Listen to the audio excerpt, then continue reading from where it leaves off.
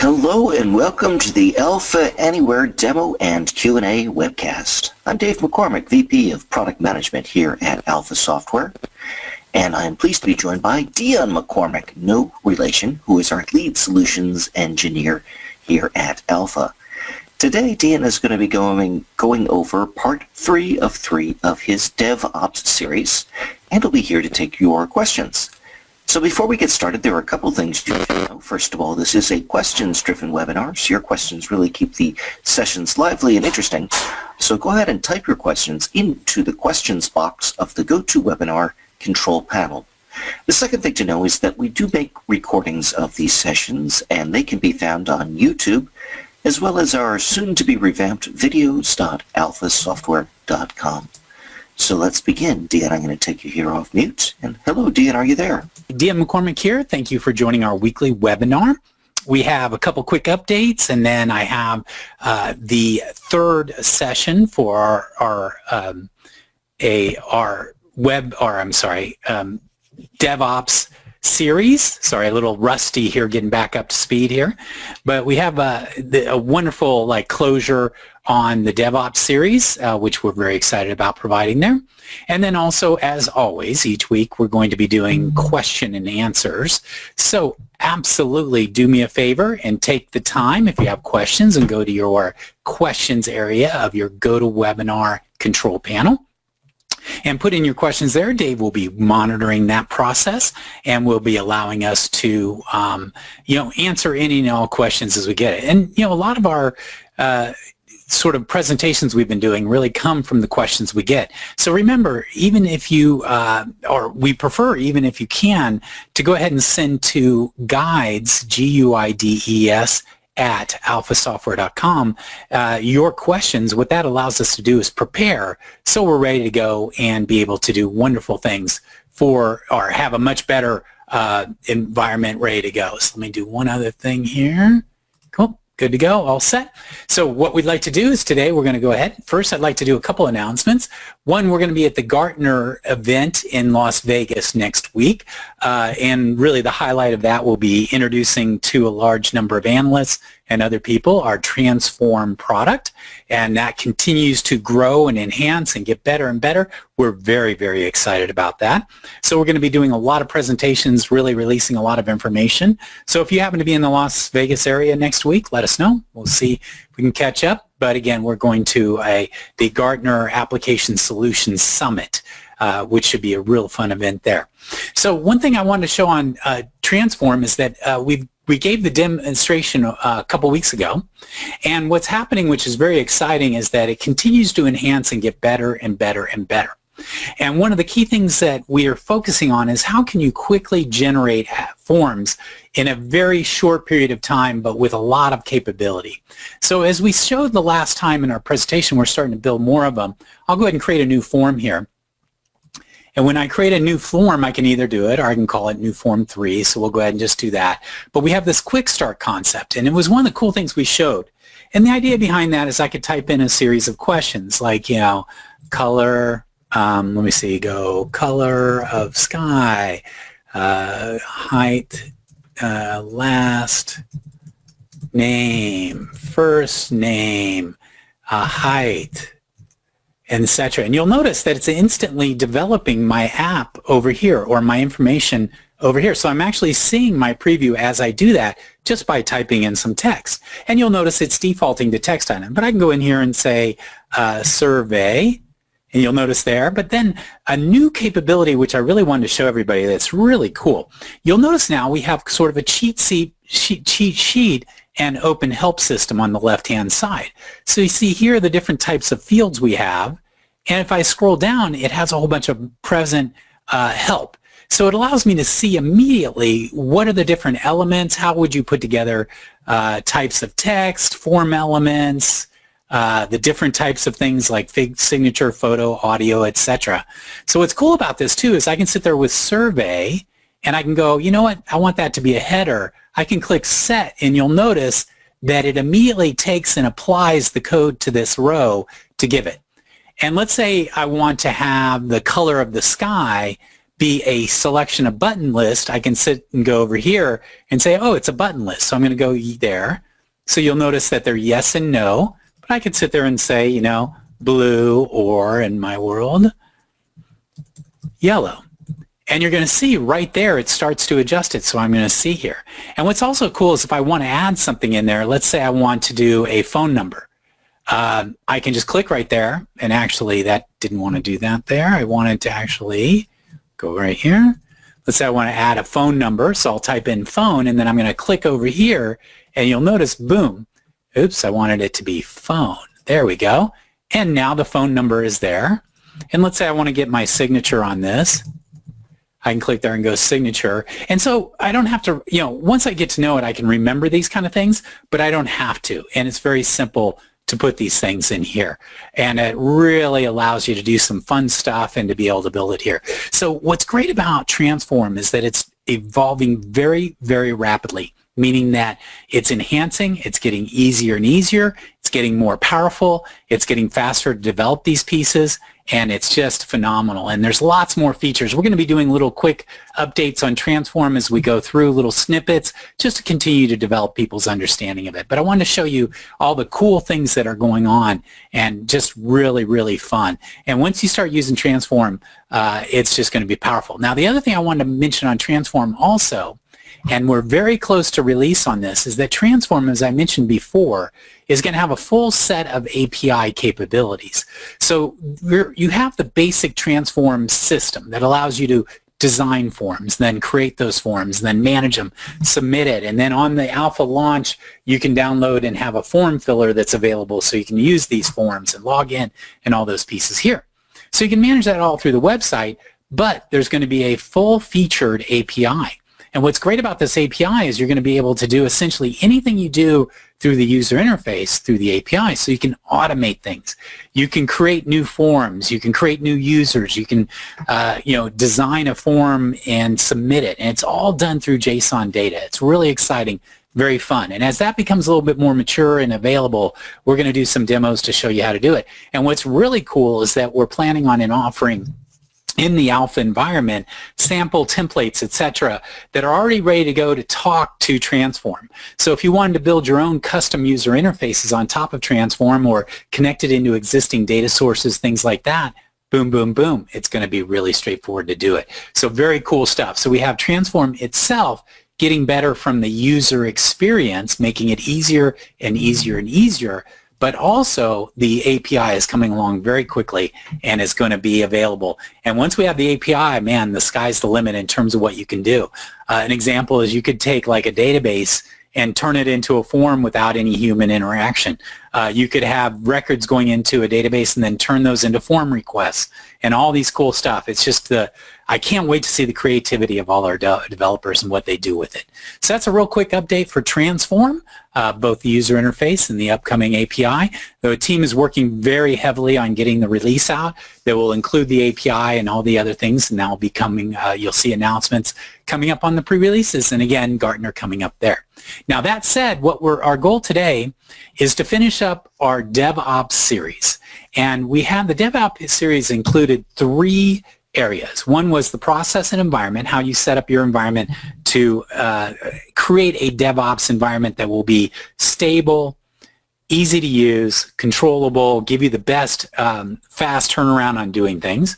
Then we talked about source control and how it's important to have source control as part of your DevOps experience, especially when you start moving to multiple users and other aspects along those lines. And we're going to do a more extensive source control demo coming up in a very near future webinar that we're going to dive in and actually show you how to set it up, how to set up Git, how to upload stuff in, download, set it up with a couple people, go through every step so you got a really good feel. We had an enormous amount of feedback. People were very, very interested in that. Yeah, that's great, especially since we do actually have a source control question for today as well. So we'll get to Awesome. Yeah, no, it's critical. And even, I mean, we mentioned that one of the key things, if you have multiple developers, it's really important. And for instance, the Alpha Professional Services Group, with all of our clients, we set up a repository right from the get-go so we can work efficiently with our clients and with multiple developers and control that process. And also you have history and other things. It's very powerful. But also it's very valuable even for an independent developer. Kind of keeps you honest and keeps you, gives you a business process in terms of development so that you have control of that process. So what we're going to talk about today is the monitoring side of it. So before I do that, I want to walk through this real quick, and we've done this before. So DevOps is the idea of creating a developer operations system / process that automates the grunt work, but controls and provides you the tools to move quickly and to satisfy your users more than they ever could. And you'll see that it consists of an initial kind of planning phase, then generating the code and building, and obviously this is where Alpha comes into play and actually shortens this cycle enormously because you have to do much less code. Then testing, and then release, deploy, operate, and then a critical aspect is monitor. So you want to monitor what's happening out in the field and then use that information along with new business requirements to include in your plan and then execute on your next cycle. And the faster you can go through this cycle with control and with stability, the better off you're going to be, the more effective you will be. And there was a fascinating, I want to take 1 minute to explain a really interesting story, and it kind of applies to this. So the faster you can go through this cycle, the faster you can iterate and produce new results and new capabilities and new services and new things for your solution. And over time, that will increase the value of your solution. And if you're in a competitive industry, the speed at which you can do that is critical for you to be successful, to counteract. So if you take this up to a higher level business discussion, the faster you can react, the faster you can take requirements, turn them into actual running systems, and provide that to the business, whether your own, your clients, etc., the more effective the business will be. And it's going to be really important for people to be competitive in the future to have a handle on this. So it's very important to put in place a DevOps environment that allow you to achieve that. And what's very, very important about that too, which is critical, is that you need a controlled environment so that as things happen, you can monitor it, you can measure it, you can address it, and you can manage that. And again, the winners are going to be the people who can move through this process faster, innovate, develop, and deploy faster than their competitors, because then their competitors are left behind in the dust. Their end customers are more excited and happy, and they're just going to crush people. And that's kind of where the future is going towards. And we're seeing that within there. And next year, one of our key focuses is Alpha's introduction of a large number of API-related capabilities, the ability to create your own APIs around your solution. And that's part of this overall making you more competitive and more effective. So that's the, so we talk DevOps is kind of a crunchy, kind of detail-oriented topic, but the more effective your DevOps process is, the faster you're going to be able to move, the more, success you're going to have, and the more success piece. Now, a critical element of this is the monitor phase. So I've planned something, I've developed it, I've tested it, I've got it out in the hands of people. Well, I need to monitor it. And for two key reasons. One, what if something goes wrong? How do you quickly identify what went wrong and adjust it? Or how do you quickly identify something that's going to go wrong?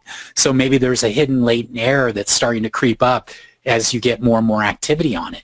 The other part of monitoring is just monitoring how it's being used. How are people using the tool in the field? And it's critical for you to get an idea of that, because that gives you intelligence that you can feed into your planning process to be able to then code, build, test, and produce your next versions. So you can decide, hey, what's really important to the people out in the field? What are they experiencing? And what can I do to improve it so that they get better and better and better? And that's the key to monitoring. So today I'm going to talk a little bit about the built-in capabilities. Let me go down here to this one there, about DevOps monitoring. Now, and I've got this little cool thing, people looking in there. Now, I'm going to discuss how we have built into Alpha monitoring tools that are available. Plus, and I won't go into much detail here, is you can include your own monitoring and logging in your solutions to get behaviors of how people use it. So with that in mind, what I'd like to do is go ahead and go through each of these items here and show you how that works and how you can get access to these tools. And I'm going to talk first about the Alpha Anywhere application server, then the server for IIS, and Alpha Cloud. And they all share similar capabilities, but the reality is they are a little different animal and in order to access it. So with that in mind, I'm going to go and remote into my desktop on my remote server, and I'm going to go into Giant Killer Demo, which is my original server here. Okay, so I'm on my server here, and I want to do a process check. I've got a new setup here. Dave, is my screen coming through for everybody? Is it you able to see? Yep, it's kind of a blue background. Okay, good. Yep, just want to make sure.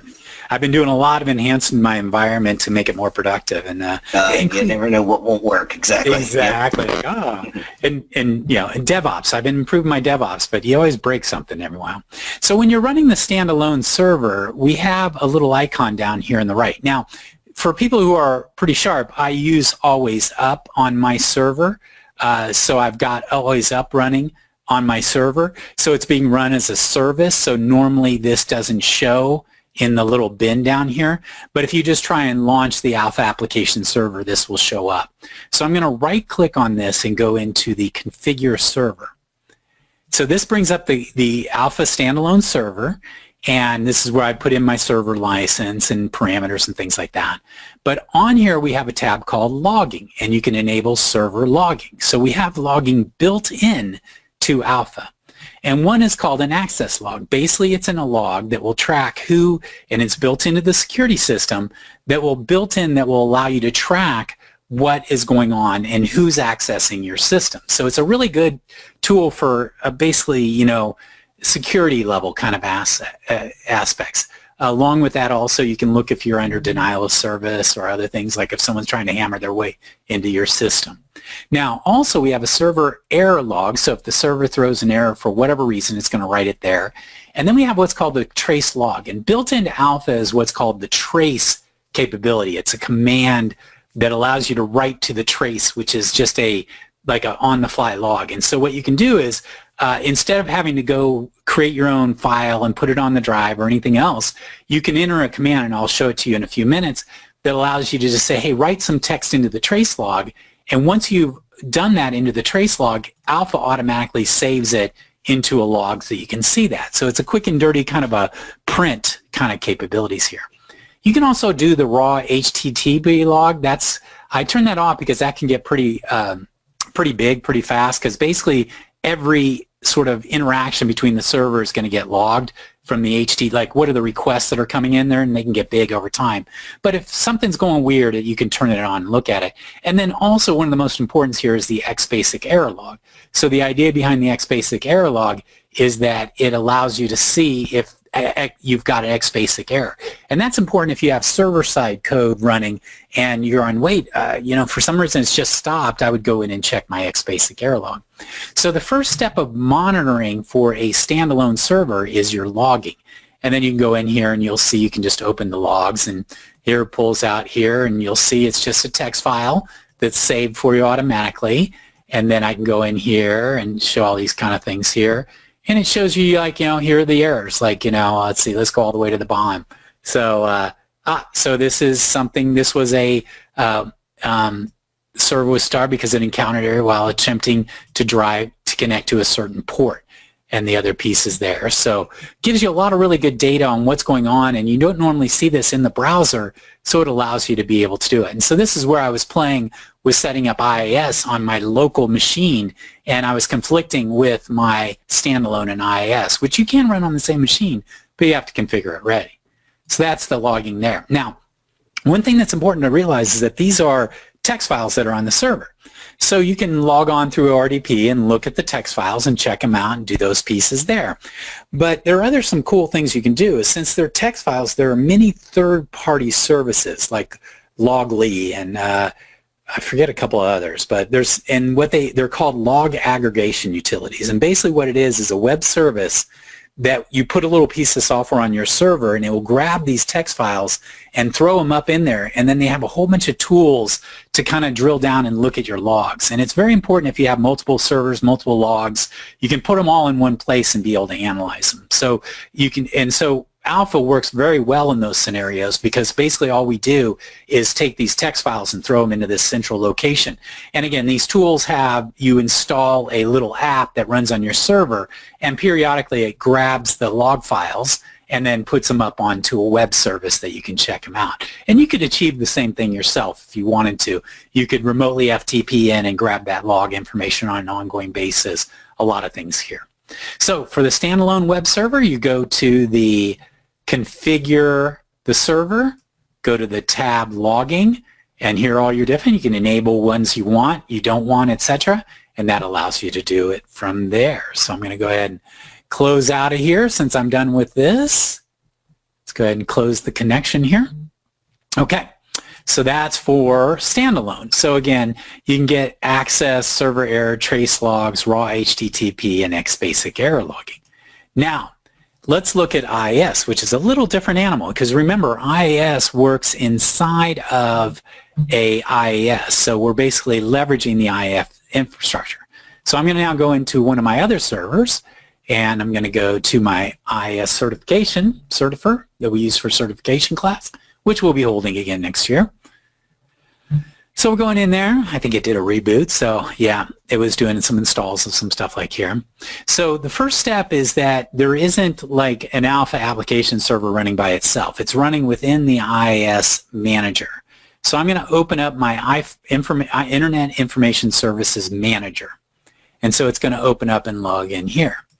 So this is IIS. And as you can see, when we go here, we have the Alpha Anywhere server for IIS installed on here. So you can see they're installed on here, and then here we have a whole set of different sites that are available, that we've been doing for different practices and other pieces there. And so you're going to notice in here we have some logging information. So this is where we go access. So again, I went a little fast. Let me go back here. So you'll see right here that I'm going to select a site here. And so each one of these is a different site, because one of the cool things about IIS is that it allows you to have multiple websites running on one server and with different domain names and everything else associated with that. And so when I click on a site, you'll see over here it's telling me, okay, do I want to find out what server build? But you'll notice in here a button here called logging. And I can go in here, and this is where I enable the XBasic error logging and specify where it's going to be. And so now this is where my log information is a thing, and I can open it and look at it. So it's the same logs as we have on the standalone, but we're grabbing them from a different location and just accessing them a little differently.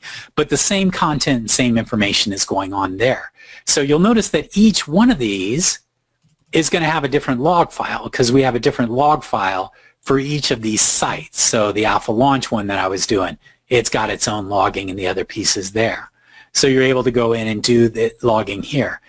Then also beyond just Alpha's logging, we can actually tap into IIS logging too, which gives me the ability to see IIS messages. So we get kind of the best of both worlds. We get to look at our own individual information, but also we get to see there. We can also see failed requests. So there's a huge amount of logging built into IIS automatically that we can tap into.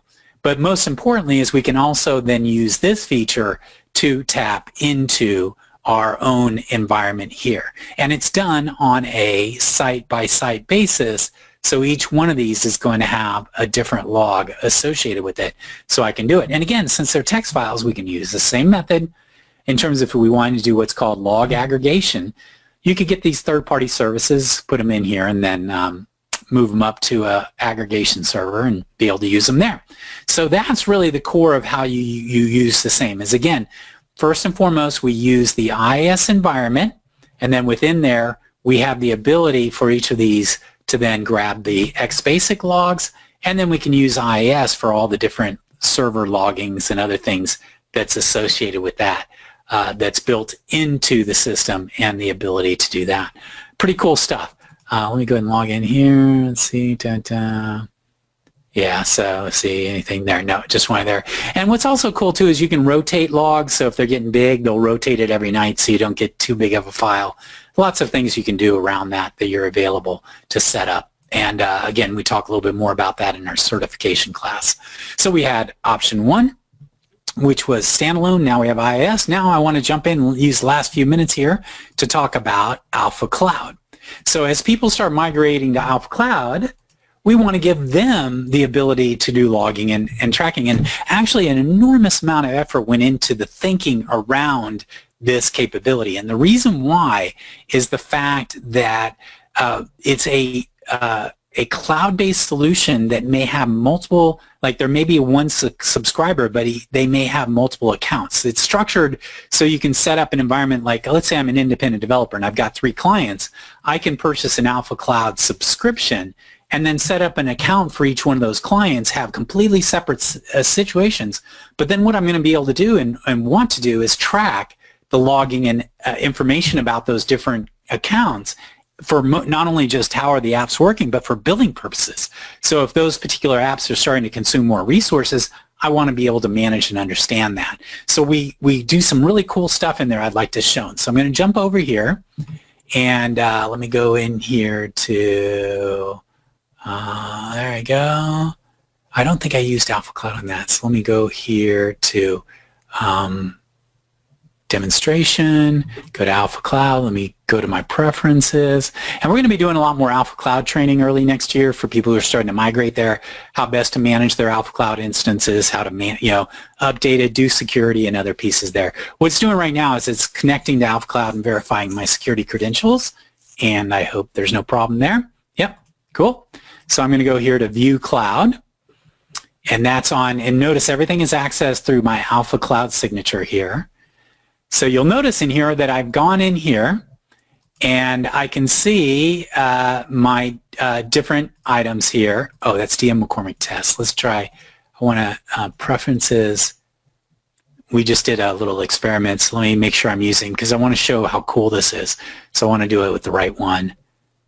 Okay, yeah, there we go. Okay, now I'll go to Alpha Cloud. By the way, that's one thing that's really cool is that, let's say you're working with someone who has their own Alpha Cloud account and you've got yours and etc. You can do you can log into both of them and be able to have capabilities in both of them. So in this case, what I did is the first time I logged in, I only had one app because I had a separate subscription they set up to do some testing. But this is my primary subscription. And as you can see, I've created a whole bunch of different applications on here. And what's cool right here is that in here for each of these different applications, I can go to one here, let's say my demonstration one here, and I'm going to click a button here to say update usage and logs.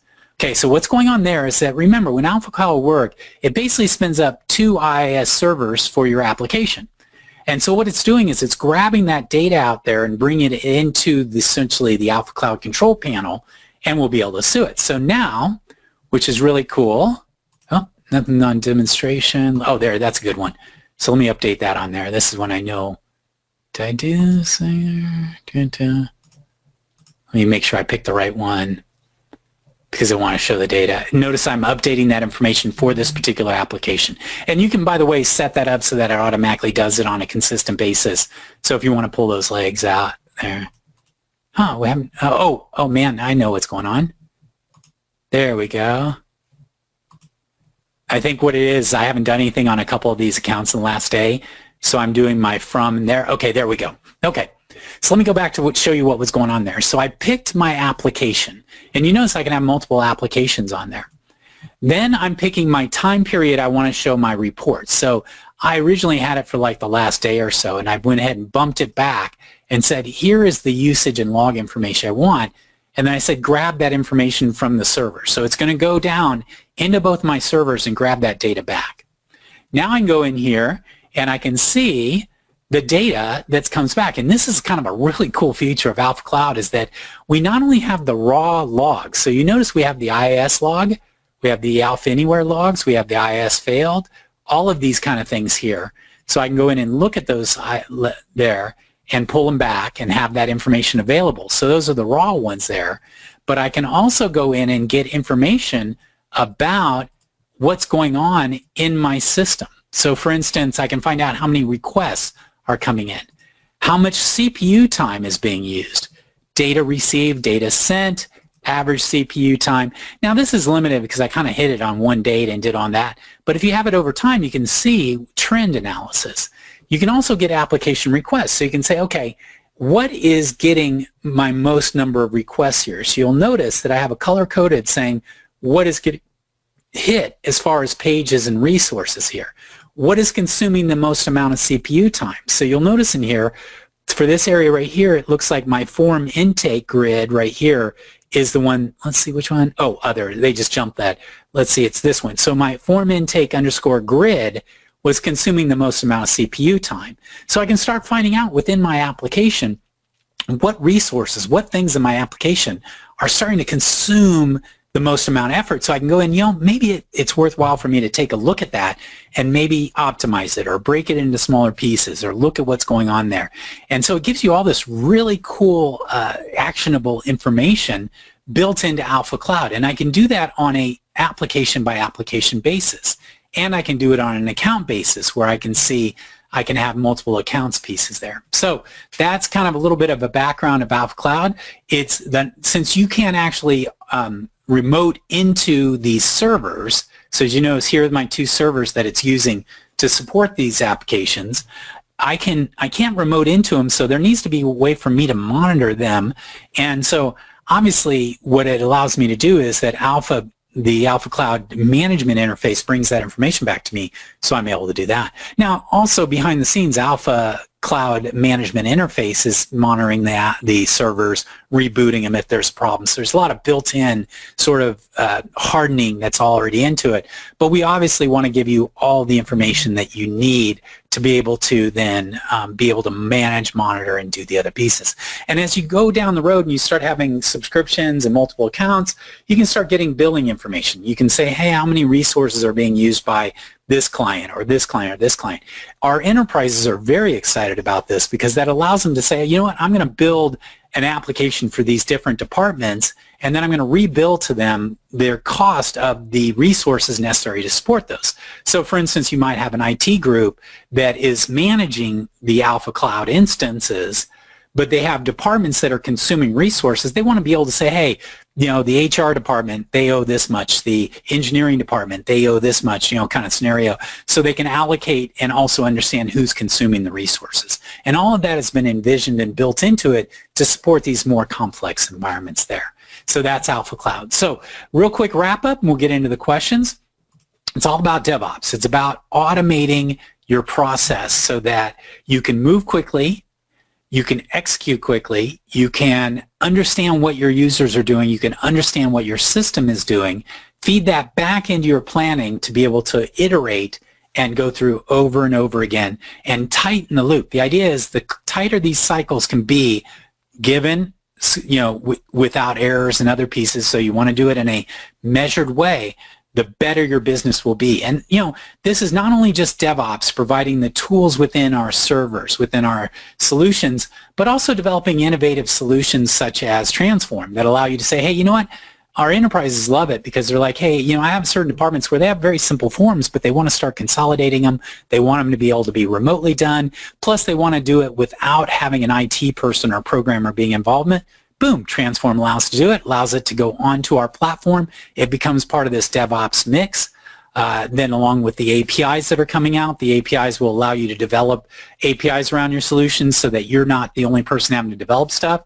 Once you have an API in place, other people can start you can build the ecosystem. And we'll talk a lot about that at the beginning of the year, about why API-driven design is very powerful, what it can do for your business, what it can do for your clients' businesses, and how it really is the way to go. And we're very excited about all the capabilities that are coming.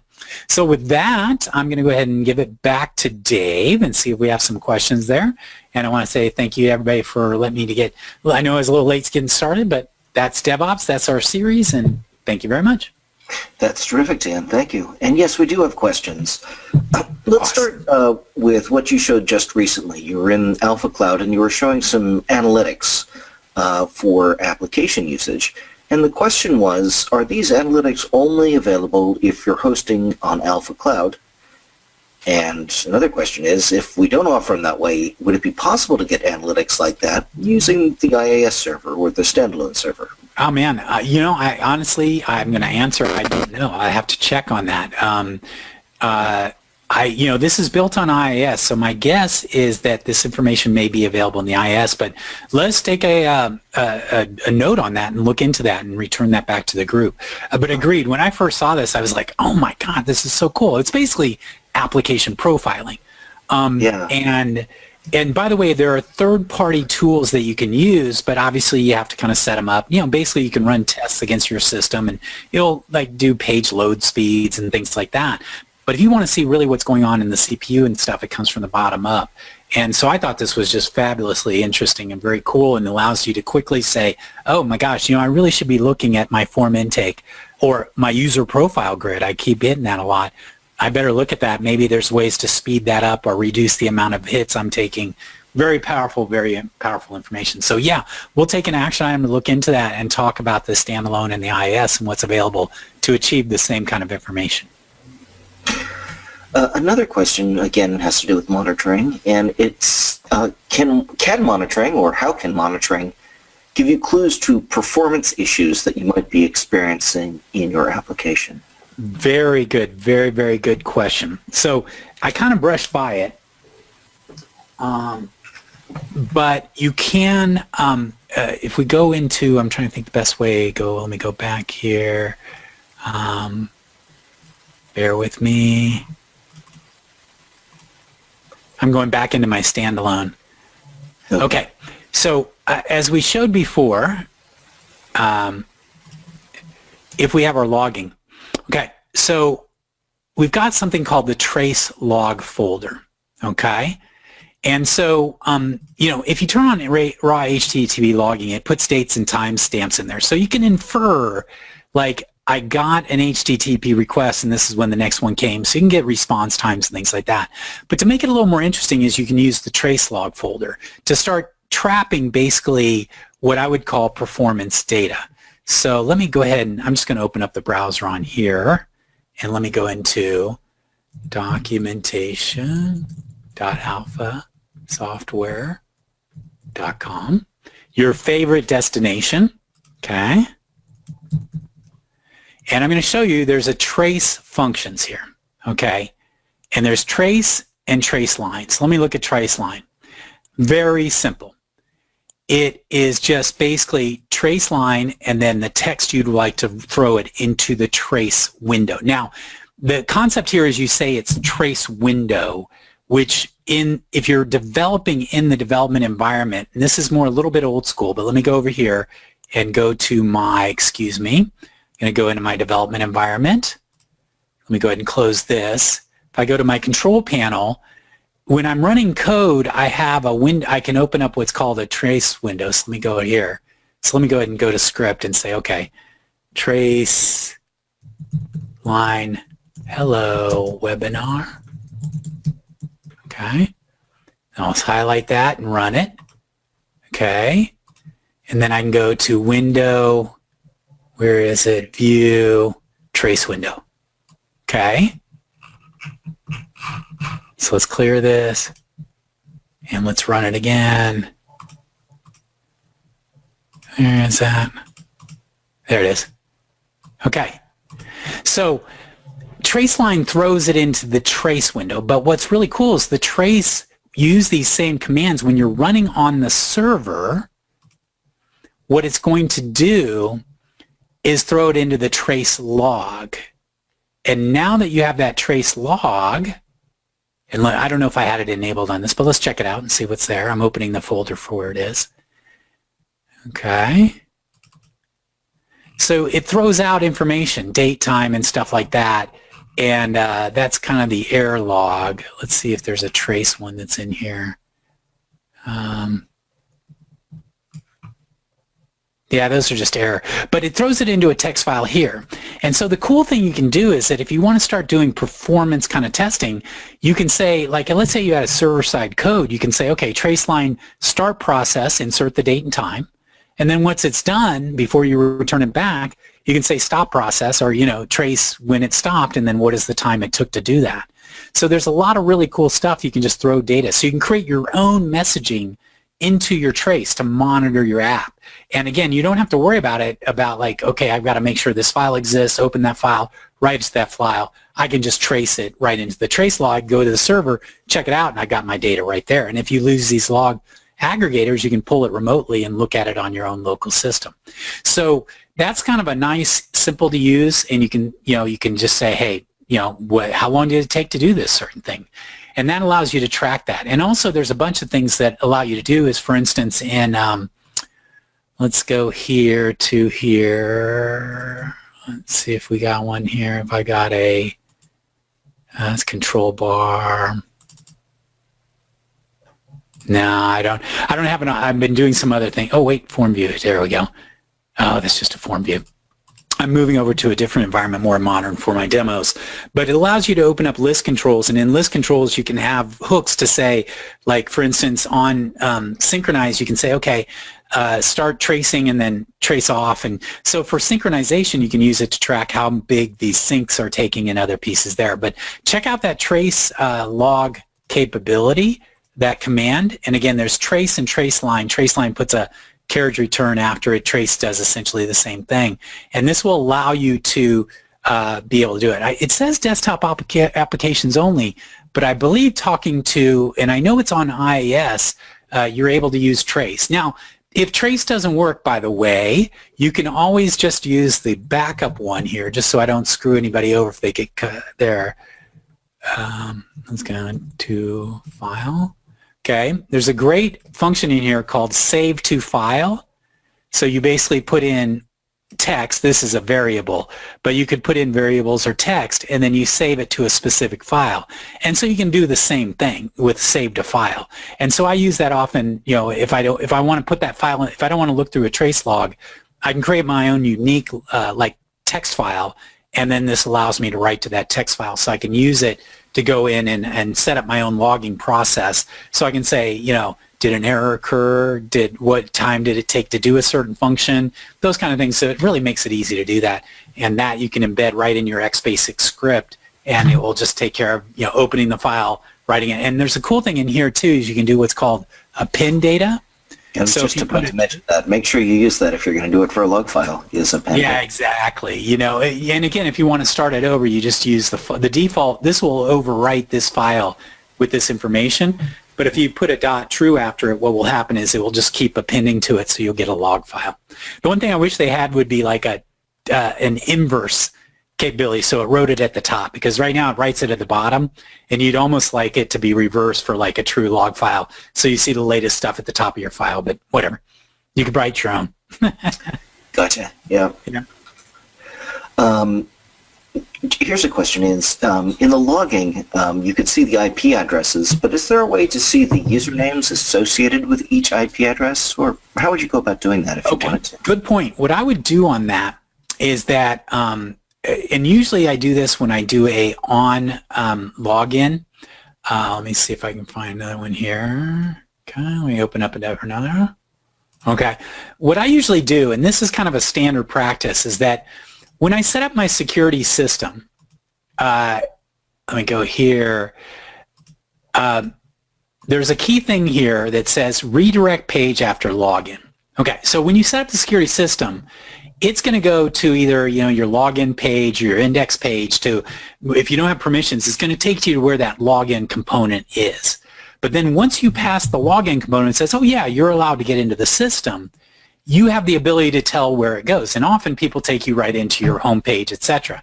But my common practice, and a practice for most developers, is I go to login processing, and that is just a simple A5W page where I run some script. And you'll see most of this is commented out because this is a very simple one, is that basically within here, I can write script in here. And let me go ahead and go down so I can get like the current username. Hold on, let me move this over a little bit here so I can show you. And then what I do at the very end of that script is I do a response.redirect to take me to, in this case, like my tabbed UI on the home page here. So what this allows you to do is you can do sort of like housekeeping duties. So you can go in and log in get the session, the current user. You can get their role information. But you can also get their IPA. And then what I do is I set those into session variables. Now, super important, as we talked about before, don't use session, use context.security.variables. So this is an old script and I'm cleaning it up. You want to use the context object, but you put it into quote unquote a context session variable, and then you have that available. So when you go to put in, save to file, I can sit there and say user plus context.security.session. Is it? Oh, it's context.session. Yep. .variable .user ID plus, and then there. So what you can do is you can actually, when you save out to either trace or there, you can actually include your data you collected at the very beginning. And there is a way you can get the person's IP address, so you can actually put out in there not only who they are, but their IP address, and that's really handy for denial of service and understanding where people are hitting your stuff kind of scenario. So, and in fact, I think it's in, let's see, where is the IP? Context IP. I think it's in the context object. Context, oh no, that's old stuff. I'll try and find it there. That's the old context functions. Nope, that's I'll find it. But what you can do is you can put in your script the ability to grab an IP. So I hope that answers is that, it's kind of up to you to put that kind of information in there. So you either put it in, in session variables and write it out to a save to file or to a trace run, and you can add all that extra metadata. So when you create the log, you can see, well, oh, this error was for this user on this IP address on this date and time. And all that data is super important. And if you be consistent and do that up front, in our error checking. So here's an example here. And this is kind of a bigger question, but when I log in, it logs me in and then I go into my login processing. Then I do a whole bunch of setup stuff. But I've noticed down here I have an error handler saying that if an error occurs while I'm doing this stuff, what should I do? I can get the error in the error message. Now what I do right now is in this case, I just show it on the screen because this should never error out, and in my testing it's there. But in here I could say, oh, you know what? I'm going to save to file, and I'm going to put that message out there and put it into, c/debug/error.text, .true. Okay, so what this will do is save my error message out to there, but I'm also going to do things like I'm going to go now. So then I have I've now put in there the current date and time, but also then I could also add in here, user, as I talked about before. So you can essentially create your own pretty sophisticated logging mechanism so that when an error does occur, you're going to be able to trace it down to a certain person, a certain user, a certain record, a certain value, whatever it is, and you can dump all that information out. So therefore, the amount of time it takes for you to track down the problem is much quicker. And also you can be monitoring your logs, so if you start seeing errors start creeping up, they might not represent themselves in the user interface because you want to gracefully die if something happens. But you can be behind the scenes monitoring the performance, monitoring what's going on using these kind of techniques here. And you can either use save to file or, as I talked about, trace that's available there. Terrific. Yeah. So we kind of went into error correcting. Very good. So while you were talking about this, Sarah in the background has been furiously researching for us to get us the right answers to a couple of things.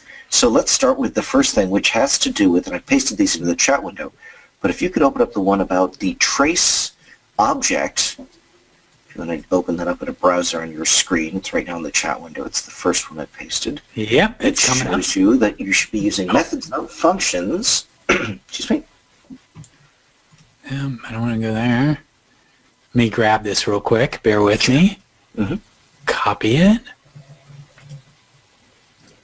How come it won't let me copy it? Sometimes that chat window is a little annoying. I know, it can be a little funky. Yeah, that's okay. This is the Yeah. This is the right stuff to use right here for writing to the trace. Good. Yes. My application. Yep. So I was close. Sure that's good. You were very close. Exactly. Yeah. So trace and trace line are for when you're writing to the trace window in the development environment. Yeah. This is for the correct way. So yes, ignore everything I say. Not everything, just that part. But notice it does still say to the trace window. So yeah, it does say window. Yeah. But it is apparently HTML safe or web safe, so we should be. Yeah, cool. The second one is she's also posted the correct context variable when you're trying to grab the host's IP address, and it's context.request.user-host-address.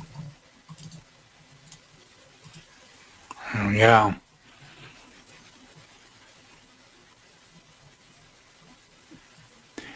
It's on the context object. Yeah. Yeah, it's in the context object. So that's the one to look for there.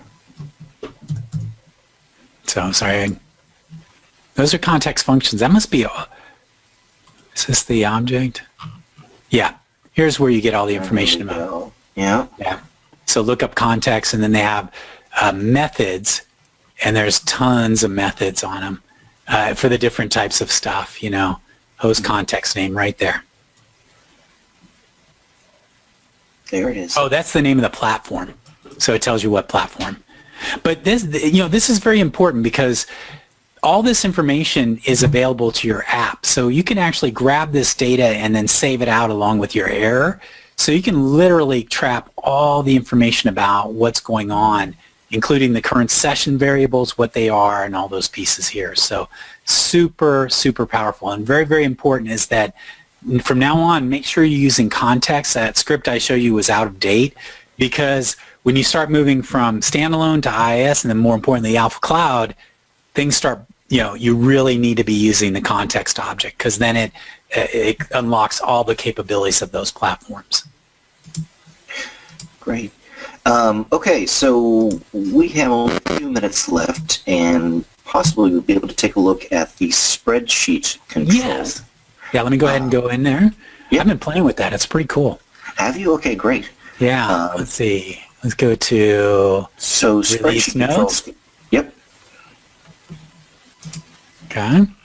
And I'm going to go right here. Okay. So two things would be just sort of a highlight as to what it is, but then we have a somewhat complex question. Maybe I'll just ask you the question up front, even if we can't fully get to it. And the question is it possible to store the definition of that spreadsheet control in a database and then have it load and then have it populate from another data source, actually put the data into it? Absolutely. That's kind of where it's going, is that this gives you an enormous amount of powerful. As Dave mentioned, the structure of this is defined through JSON. So it allows you to define the structure of it. And this is, I pasted the links to the control, so you do that there. Okay. And what it allows you to do is, so it's a standard UX data control that can use the set values. So you can actually set the value of it. So you can write the ability to structure it and then also populate it. So you'll notice here this is showing you the data that's in here. Field 1, Field 2, Field 3, and the information here. So it's very readily able. It's all just JSON data. So both the structure of the spreadsheet and the actual data values are there. So absolutely, you can separate the two, and then you could say, okay, this is what my spreadsheet is going to look like. It's going to have these columns with these fields in them. So you'll notice if I go back up here, you'll see I've got Field 1, Field 2, Field 3. And if I go to the JSON representation here, you'll see it's Field 1, Field 2, Field 3. And then, those kind of pieces here. And so this is each individual row. So what you can do is you can create the structure in JSON, be able to show it to it, and there. And then there's other nicer things which will set the columns and populate. So it's got a lot of features around that. So that's kind of a cool thing. You can make really almost a dynamic grid structure using this spreadsheet, and that's kind of where it's going, and we're getting a lot of interest on it. People are very excited about it, and since it's a client-side control, you have a lot of client-side capabilities to it. I highly suggest the way to go is go here and then watch. Let me go up here a little bit farther. And again, this is on the most current release. Watch these videos. You can actually download the component and walk through it, and it really shows you. And what's really cool about it too is you can use things like JSON templating to do some really fancy stuff. But again, it really neat is that you can store the structure of that spreadsheet as JSON and be able to say, okay, create my spreadsheet with this structure, collect that data, save that data out, save it separately, and be able to read it. Now, when you go to recombine them, you can there's a known structure to the data that's been saved, because you'll notice in the data, as I go back here, and I'm going down here, you'll notice that, you have field 1, field 2, field 3. So the structure is somewhat embedded in the data itself. So they're somewhat together, but there's tricks you can do to kind of separate them and build it, because JSON can be built on the fly. You could build this JSON on the fly. And remember, there's a really cool feature built into Alpha that is called JSON Generate. And let me go back to my documentation real quick. Okay. Is that what's really neat is that, JSON is text, and I've talked about this before, but what you want to be able to do is you can take a pointer variable. So you can create a pointer array and turn that into some JSON. And it's really powerful. So notice here, I want to show you this. So think about what I just showed you. So you define a pointer variable, and then a pointer variable can have like name, age, and function. And then when you use JSON generate, it turns it from a pointer variable into the textual version. And what's great about pointer variables is you can create pointer arrays. So let's say you had an array of people with name, age, function. Then you can manipulate it in XBasic using the pointer, which says allow you to do loops and all those other nice, easy to use constructs, and then just say, hey, generate some JSON for me, and it turns it into that JSON. And then vice versa, I can take this JSON, turn it back into a pointer variable, manipulate it. So you can use these round trip techniques. So definitely check that out. It's like, let's say if I were building a spreadsheet structure, I would create a pointer variable that would mimic what a structure would be, rows and columns. And then what I could do is add to that pointer those things, and then when I'm ready, I spin it out into the JSON, and that's going to then feed into showing that on the screen. And so you can manage these pieces. And the cool thing too about pointer variables is since you can turn it into text, you can take this pointer variable and store it in a database column. So that's another thing I've done before is I've taken a pointer variable, stored it into a database column, and then restored it from the database column as text. And the cool thing about there is then if I added like p dot, I've got name, age, and function. Let's say I want to add a new one, say dot height. I could do that, save and restore it, and it would just work. I don't have to go modify my database. Some really cool stuff. And that's kind of where NoSQL databases are going towards, where you don't really have a lot of structure in your database. You're storing JSON representation of objects or things, and you're just instant or bring them in, bring them out kind of scenario. Great question, and you're going to see a lot more with the spreadsheet control over the next few releases because we're going to explore more and more capabilities of that, and very exciting. Excellent. Well, we have come to the end of our time, but there is one question that I was hoping we could get to. Sure, and I was 2 minutes late. I'm 2 minutes late. Oh, and you were 2 minutes late. You owe us 2 minutes, Dion. You owe me. You owe me. Question is this. So on a regular standalone Alpha Anywhere app server, you could just kind of open up the interface and find out what version number you're running. With the IIS version, IIS application server, how do you know what version number you're on? Good point. Let me go ahead and close this connection. Let me get back in there. Let's go to there. Great question. So I'm going to go back into where I'm running my IIS stuff. That's why I'm trying to get everything on one server, so don't have to jump around on everything. Okay, so I go to this app right here, and you'll notice that I've got different apps. And what's great about IIS too is I can have different versions of Alpha running under each one of these. It's pretty neat there. So I'll go to my application server build. I'm sorry, I take that back. I can't, there are ways to set that up. Alpha Cloud allows you to dynamically do that, so that's a little differently. Yep. But I go to here to the top level, and I can go into license information, and it's going to tell me which version of IIS I'm running, or of Alpha application server. So in this case, on this particular one, I'm running 4491 12.0.4491. So I do that at the top level there. In the Internet Information Services Manager is where you do it. That's correct. And again, you go into license information, is that right, under Alpha? Yep, and then you go to license information. This will have your license key, and it's activated, and right there from there. And I think there are ways to run multiple versions. I don't have that experience myself. And again, that's how Alpha Cloud is. When you deploy something to the server, it's really cool. You say, okay, I'm going to put this app on the server, and by the way, I want you to use this version of Alpha, which is cool for two parts. Now, if you have multiple clients that are on different versions of Alpha, you don't have to manage separate servers. You just do that. Plus, also, let's say you just want to test your system on a new version of Alpha. You can just say, hey, Alpha Cloud, spin up a new app with this new version. Let's test it out, and you don't have to go through a lot of rigmarole. It's very, very cool. Fantastic. Well, you made up your 2 minutes, Dan. Okay, good. Thank you. And thank you, everyone who attended. Thanks, Dan, for presenting.